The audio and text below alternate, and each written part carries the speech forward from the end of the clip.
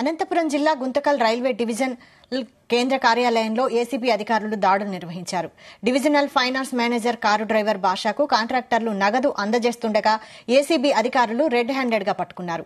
గతిశక్తి సంస్థ ఆధ్వర్యంలో రైల్వేలో నిర్వహిస్తున్న అభివృద్ది పనులకు కమిషన్ అందజేస్తుండగా ఏసీబీ వలపన్ని పట్టుకుంది.